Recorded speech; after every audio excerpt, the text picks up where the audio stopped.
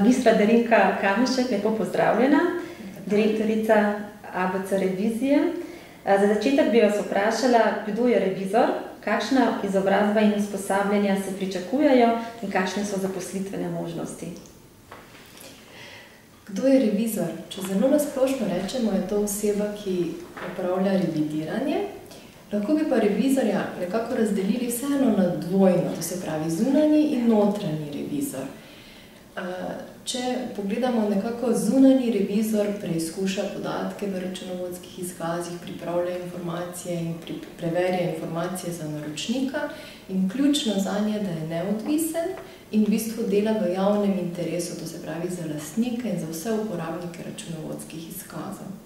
Na drugi strani pa imamo notranjega revizorja, ki pa je nekako bolj prisoten v podjetju in preverja same poslovne procese v podjetju in bolj deluje za organizacijo ali za poslovodstvo, za nadzorne svete, za lastnike, malo je njegova funkcija drugačna, čeprav kljub temu mora biti ves čas neodvisen.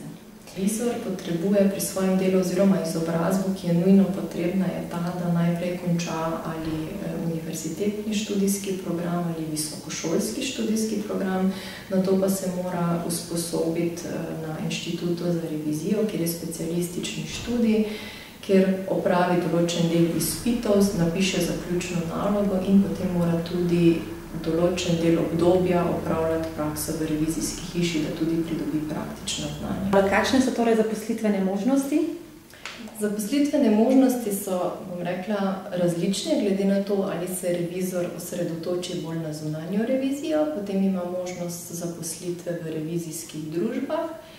Če pa se odloči za notranjo revizijo, potem ima pa možnost se zaposliti predvsem v bankah, zavarovalnicah, raznih inštitucijah, običajno potem tudi inštitucije javnega nadzora potrebujejo notranjega revizorja, tudi, bom rekla, javni sektor, proračunski uporabniki običajno zaposlujejo notranjega revizorja.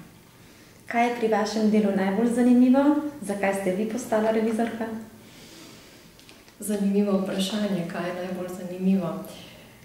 Mogoče to, da se srečujemo z zelo različnimi strankami, naročniki, ki imajo zelo različne dejavnosti in je zaradi tega poklic zanimiv.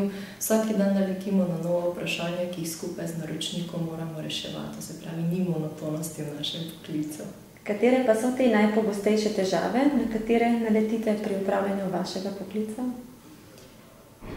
Verjetno ravno to, da je potrebno obvladati zelo širok spekter znanj, vedno znova se izobraževati, ker običajno nam naročniki ali naše stranke ne postavljajo enostavnih vprašanj. Te znajo odgovoriti sami, vedno nam postavljajo zelo težko vprašanje in se tudi mi moramo potem zelo poglobiti, iskati odgovore. In pa v bistvu ta komunikacija, ta odnos, kot sem rekla, revizor mora biti neodvisen, hkrati je vezan na naročnika, poroča lastniku in ta nek normalen odnos vzdrževati včasih kar težko. Kaj je podlaga za revidiranje pri revidiranju računovodskih izkazov? Revidiranje računovodskih izkazov sodi, to se pravi, med zunanjo revizijo. Smo na začetku rekli, da nekako ločimo revizorje na zunanje pa notranje. Tukaj je podlaga za gospodarske družbe Zakon o gospodarskih družbah, ki pač zavezuje, da revizijo računovodskih izkazov morajo izvajati vse družbe, ki so velike ali srednje velike.